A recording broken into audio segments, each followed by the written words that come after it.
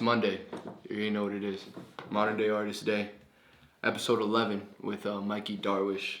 Experienced DJ of 11 years. He's going to give you some pointers on how to stay on top of the DJ business and stay creative no matter what. Stay tuned. So, learning the technical side of DJing. What are the quick basics for people that don't know how to DJ? What's the point of a DJ? What's the DJ's most important thing to keep in mind? Well, a DJ is someone who's good at two different aspects of playing music. The actual mixing part, which is tempo matching, beat matching, EQs, faders, and then the mental side of DJing, which is knowing how to read a crowd, knowing to adapt to a crowd, and actually having fun while DJing. Because I'm a firm believer, if you're not having fun while you're DJing, you're not doing it right. There's two things you brought up there. There's obviously like the technical of like, having to know the tools to be able to mix it effectively, and then there's the crowd work. And I guess that kind of leads us into the mental side of DJing. Okay, so let's say you are now somebody who knows how to mix stuff. Now you want to take on some gigs and do it in front of people. What does that person have to think about? First of all, it's tons of preparation and practice. You're spending hours and hours on end of just actually preparing your music, sitting in front of your computer, making your cue points so you can jump to certain points in a song where you want to be to start your mix, where you want to end your mix, buttons you want to press mid-mix where you can just play around and make the crowd get involved somewhat. And then part of practicing is after you set all those cue points, then doing loop practicing. So if you want to do wordplay with a crowd, a lot of DJs, how do I describe wordplay in a very simple kindergarten way? When you have a word in a song and then you transition it into another famous song that everyone knows with the same word. A lot of DJs are very good at doing that. It's a transition, so they then line up the words. Okay, interesting. Wordplay transitions. That's one very popular way of doing all that. And that's all in the practice of DJing. Then once you're done practicing, it's actually trying to know your stage presence, know how you want to get involved with the crowd, because there are DJs that fully don't get involved with the crowd. They're just there to play, and there's emptiness in your set, in my opinion. And I see a lot of DJs, especially where I'm at, when I do more house stuff, a lot of them don't really go on the mic, and I feel a certain way about that because it just makes your set a bit empty. You have all your mashups, you have all your tracks prepared. You're doing good at mixing, but then the interaction is just not really there. Mm-hmm. The crowd is your main selling point. They want to come back to see you for what reason. So you're saying I add a little bit of personality into it. That's what getting on the mic does? That's why I say every DJ is different. Always have to have personality in your set. Because if you don't, you're just going to be Mr. Fundamentals, you got everything else down, but then where's the spice, bro? Yeah, Tim Duncan of DJing, bro. Tell me about the first time that you had to perform in front of people. I was 14 years old, and this was my first club gig. So I was just DJing in my basement for 2 years, and basically the only people who I was really performing in front of was my mom and dad. I don't really count that. My first club gig was, I would say, 500 people. So a jump from just my parents to 500 people was nerve-wracking. Mm-hmm. But I look up to this artist named Hardwell, who on the mic is one of the best DJs I've ever heard. He knows how to work a crowd. So I would literally watch his sets at Tomorrowland and Ultra where he's performing for hundreds of thousands of people. And I'm studying his mic work, what he says, how he gets the crowd hyped. So then I'll be in my room as a 14-year-old EDC, raise your hand. Then when I get to my first club gig, I'm all right, I have everything down. Now it's just all about the mic work. And funny enough, midway through my set, they took my mic away because I still had a very high-pitched voice, and the speakers weren't able to handle my voice. So they were trying to balance stuff. I'm 14 years old doing all this. That's so crazy. So how did you as a 14-year-old even get the chance to perform in front of 500? So there was this company back in the day called No Idea Events, and it was run by this dude named Mario. He doesn't really do it anymore. He's doing more just 21 plus stuff now because it's kind of just dead. And back in the day, he was booking crazy big DJs for kids in high school. I'm looking at this like, yo, how do I get here? So he put a post up saying he was looking for DJs to open for Caked Up, who were this very old DJ group at the time. They're not together anymore. This was when? 2014. And you knew him because of what, social media? Yeah, I was following them on social media because I had a friend named Joey who was already DJing their events. Okay. But obviously I didn't know how he got there. And he kind of like gatekept it because he didn't want me to like... And I respect Joey. He kind of wanted to shelter me from nightlife a little bit that young. And I really respected it from him. That's interesting, though. I feel like we can dig on that, like the nightlife aspect. Is there a side of DJing that like people don't really talk about? Promoters are just annoying. Promoters are always going to be annoying because they're the ones... And promoters and DJs kind of work hand in hand. They both got the same job, except the promoters are just not doing any of the music side of it. You still got to bring people. You still got to get people to come to see you. Like, obviously a promoter promotes stuff, right? But like, how do they do it? Because like, if the DJ promotes it by like having their need and their network and their crowd, how does like an individual promoter do? Like, what do they have? It's social media. It's literally like, it's going to sound so crazy, but they will text everyone in their contact list. And I mean everyone that, yeah, I'm selling tickets for this event. Please come out, this, that, and the third. And it's very just kind of harping on a bunch of different people to try and guarantee that you'll get a buyer from them. Because end of the day, everyone's all about making money. It's all about finding buyers that want to buy the tickets for the club or for this concert or for this show. And they need to get people in the room. If you don't get enough people in the room, there's no point in having an event, right? So they really got the same job as the DJs, except besides for the actual music aspect. And then DJs are also expected to get people in the room. DJs are also expected to promote this event, sell to people, be in everyone's contact list, be in everyone's DMs. And believe me, it's annoying at first because DJs shouldn't really be selling to play, but that's just the business end of music and in general. Or is there certain things that DJs need to do to stay relevant? I think it's just all about knowing how to adapt with current trends, because really you can only do the same thing for so long. I learned even from the biggest DJs in the world that you can only do the same thing for so long.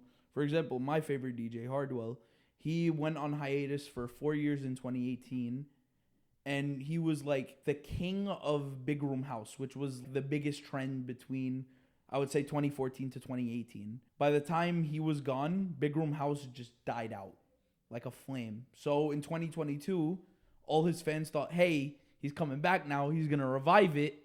And then he came back making techno. Everyone was like, damn, it's really not the trend anymore. Now everyone's hopping on a techno wave. Everyone's hopping on like a tech house wave. That tech house was I'd say the biggest genre in COVID times.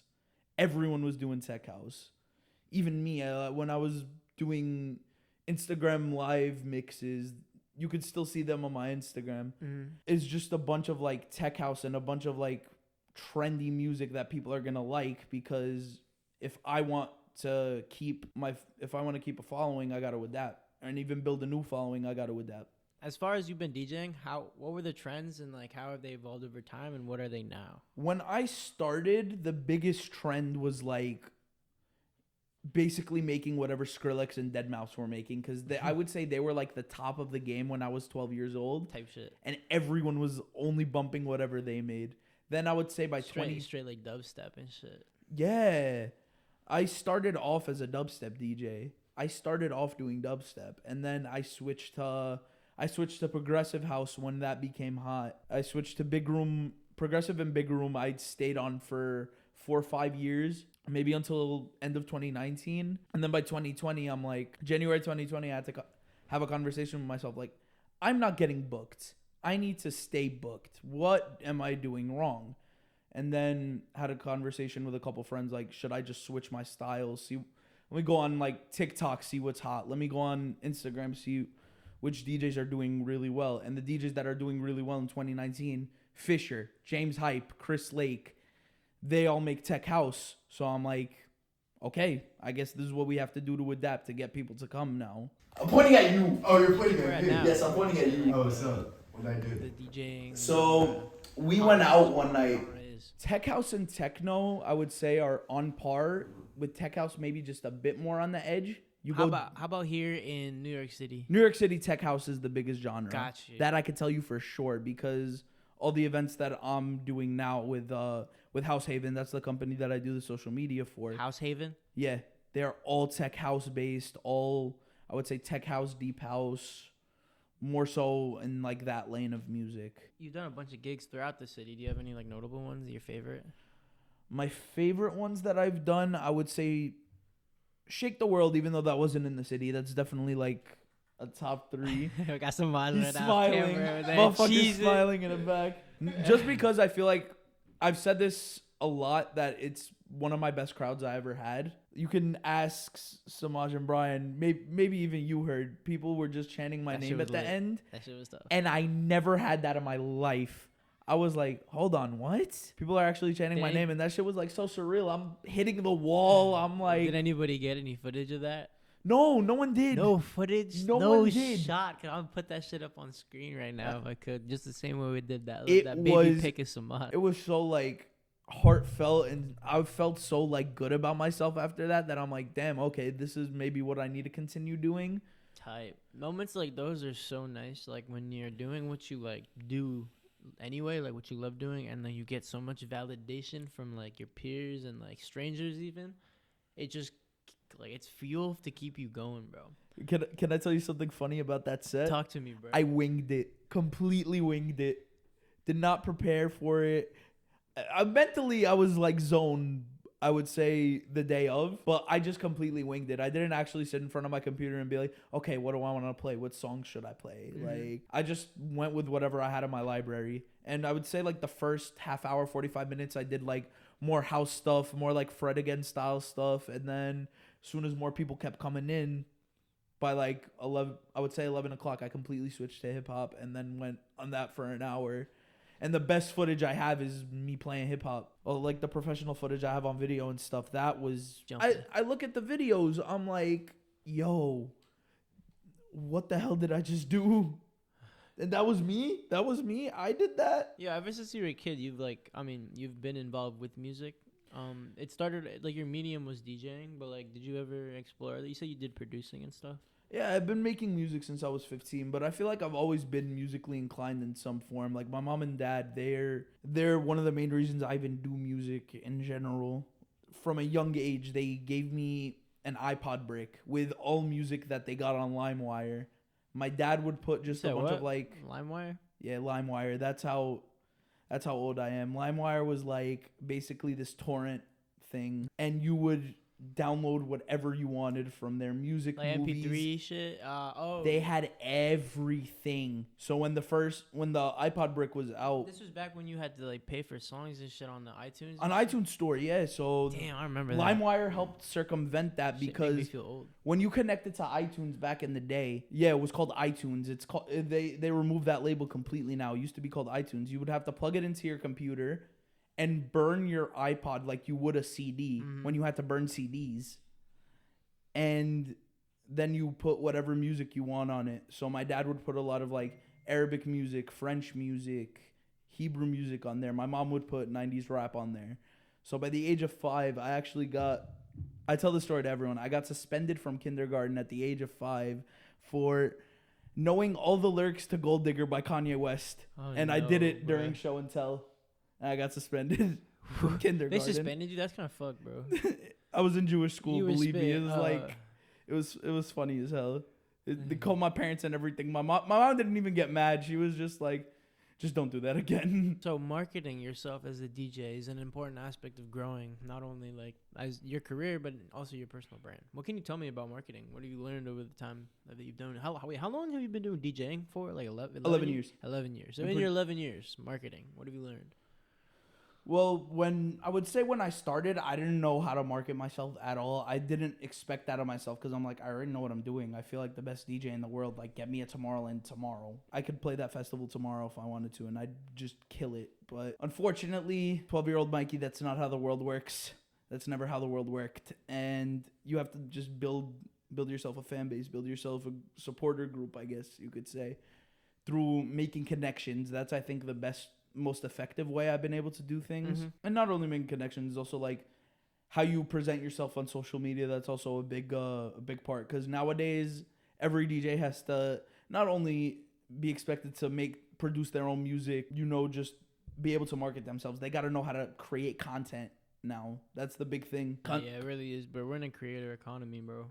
We're in the biggest creator economy right now. If you don't have social media, you're never going to be effective. Say that again and TikTok that shit. If you do not use social media in 2023, you will never have an effective platform. Never. Networking, bro. Obviously, like we've gone to events like Shake the World and other stuff like that. But like networking is something that I feel like is so important. Like it's actually ridiculous, because even though you might have a bunch of skills, if you don't know nobody that like can help you out or like recommend you, your skills are gonna be like left behind, bro. Like I agree with that. It's just about talking to people and being honest with the people you're talking to. So like I remember when I was 14 and I did my first club gig, I'm talking to people like, yeah, no, this is my first show I ever did, like outside of my house, outside of my bedroom. This is the first thing I ever did. Like I'm trying to get better. I would love to like, hear advice, criticisms, like what can I do better? What do I need to fix? I'm open to everything so I can get better. And that's the mentality you need to have, because being honest with yourself is the first step, and honest with the people you want to connect with, because building that network in the long term really is where it helps. Because there are DJs who I've known for 10 years, 5 years, a month, a day even. Like, I talk to new people every day. has there ever been a time where you met somebody that immediately after meeting them had an impact on like your career or experience as a DJ? This guy right here. Wait, I got you. Hold This on. guy right here. This man. I'm pointing at you. Oh, you're pointing at me. Yes, I'm pointing at you. Oh, what's up? What did I do? So we went out one night in New Jersey. We were in a Whole Foods parking lot in Brian's car. And whatever, we were just like having some night. And in the car, me, him, and Brian were just having a conversation. And we had not even met. We had only met at the Jaden concert and only were talking for like just a little bit over the internet. I had never seen him since. And so we go to this parking lot. I'm thinking about quitting DJing, this and that. I don't know where I want to I don't know why I keep doing it. It's just not for me.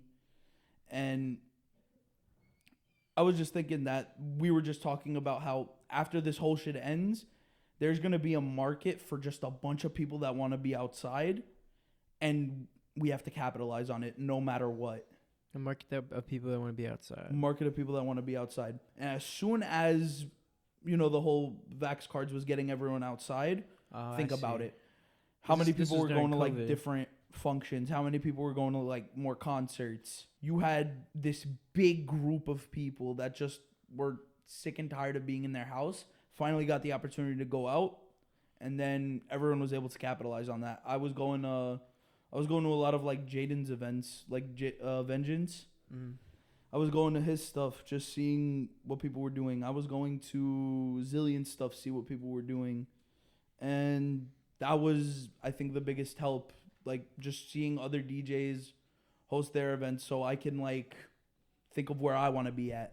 Where do you want to be at? Like, how do you progress your career? Like, what is your thoughts? How does like a DJ, continue to stay relevant and like do, you know what I mean? It's keeping with trends. Really? Always keeping with trends. You have to know the sound, know the music that people want to hear, know where you're DJing, who you're DJing for. It all matters at the end of the day, because it's always the who, what, where, when, why. Who is your crowd? Where is what city you're playing in? Because that always, like, that makes you have to change your playlist. Like, when I was on tour, I think that's what helped me the most, like, adapt to different cities. You been on tour? I went on tour with a Jewish artist named Kosha Dills. He's a rapper. And I was his opening DJ. And so when I was going to different cities and I was opening for him on tour, I was playing songs that are very popular, that are local to, like, That area. the region. So when I was in Philly, my opening set contained a lot of like Uzi, Meek, and just like those type of songs, like Dreams and Nightmares. That always hits in Philadelphia. That's a song that's out of Philadelphia. New York, I'm playing a lot of like Rocky, Biggie, Nas, Jay, and I'm from New York, so that obviously like I had the upper hand with that crowd. I knew what they wanted to hear. LA, I had to play a lot more West Coast stuff like Kendrick, Tupac, Shoreline Mafia, because they were still a thing when I was on tour. It's all about knowing how to adapt where you are. And then why do you want to DJ? Why do you want to do all this? Like, there are people who want to do it for the wrong reasons and people who want to do it for the right reasons. A lot of people who do it for the wrong reasons are people that are like, oh, it's easy money, easy girls, easy everything. Nah. Bro, the amount of times that someone has asked me, he's like, yo, did you start taking pictures because of the Riz, bro? Yo, I hate when people say that shit. Because obviously I did, bro. Like, come on. Nah, I'm just kidding. Let's be honest here. If you're going to create for Riz, don't do it. Nah, no, real shit. Do not do it. Real shit. Nah, I'm Don't totally create joking. for Riz. I would not still be here if I was creating for Riz. I think it's very clear when people are creating for Riz. So managing time. You're creative, bro, right? The hardest thing in the world. Because I'm in school. I work. I DJ at nights. Make my own music. Homework. My actual life. Like my family, my friends. When I want to do just normal things. It's all hard to like bunch together. How do you do it? Sometimes, honestly, I don't know how.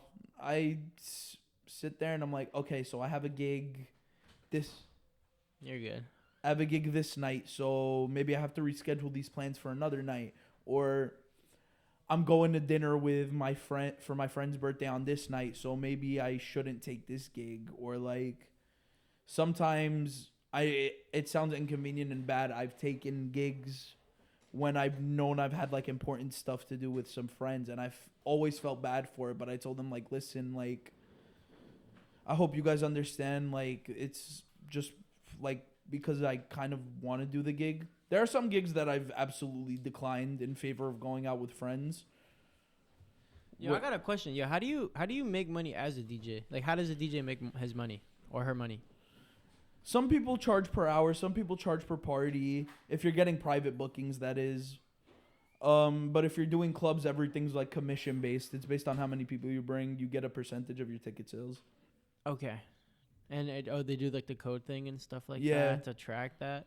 Like Posh, you could create links for everyone who's involved. Yeah, in I heard like, you got a little event coming up. Speaking of Posh. Oh yeah, Friday. Tomorrow actually, I'm hosting something. Whenever this is uploaded, it's probably past. But Facts. the- We can post this clip early as a teaser. yeah, it's past. But yeah, link up here, and I have a code Mikey at checkout for a free ticket. Yeah. They reached their regular ticket quota, and now it's just trying to get more people in there, so we can just have more fun on the night. But yeah, making money as a DJ. So obviously, besides commissions and stuff, is there another way? I know you mentioned before like the topic of social media and like having that as a platform. Because when you grow your brand, you have If you're big enough to make money creating DJing content, I feel like that's still amazing because you're able to like share your art with millions of people, or like depending on however many people you get viewing your videos, you get good viewership regardless. If you're able to make money off of that, the feeling of that is probably amazing. Like I don't make money off social media yet. I feel like I can, but it can happen in the future.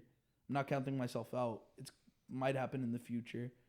But there are people like, for example, Carlo Attendido. He is a YouTuber that makes DJ-oriented videos, teaches people how to mix, teaches people about like record pools, reviews different like hardware, like controllers and like speakers and headphones and stuff. He's anything in the sphere of DJing, he's like reviewing, and he has a couple million subs. And he's someone who I look up to a lot. Like I watch all his videos. I'm on his Discord. So yeah, having a Discord is another great way to like connect with people who are. We just got speaking of Discord, Link down below. Join the MDA Discord and yeah, learn about. I just self-promo. helped him plug his Discord, yo. You see how this works? Nah, bro, but like real shit. Where do you see the industry of DJing? Like, where do you see the future going? I couldn't tell you because everything changes every day. I feel like there's a lot of things that won't change. For example, Pioneer having a monopoly on the industry in general. So Pioneer is a brand that makes all the best top tier DJ equipment, whether you are starting out or you're as big as you are, or you're as big as, like, let's say Tiesto. Everyone uses Pioneer. And I think that's never going to change just because they know how to do it best. What do they do differently? I couldn't tell you what they do differently. It's They just just make it what good. other companies are not doing. It's interesting. Their user interface on a lot of controllers Is that a topic that like means something to you? Like the fact that they're monopolizing it? I don't hate it. Listen, I don't You hate use it. Pioneer? Of course I do. The controller that you have the photos of is a Pioneer controller that I've had since 2013. Okay, why are those devices so expensive, bro? Those are crazy. They're like I feel like it depends because it's subjective. It's just like, let's say you're buying a guitar. You have like those entry-level guitars, not the best in the world, don't have everything you want on offer, but it's still a guitar. It still does the same thing that like a $1,300 electric guitar is going to do for you. And like this little $85 acoustic guitar is the same thing. Does the same job, just doesn't produce necessarily the same results or have the same features. So you have like your entry-level controllers. They're smaller. They don't have all the features. But it's enough for if you're starting out practicing. Then you have mid-range level ones, which would be, I would say, around $500 to $700 range.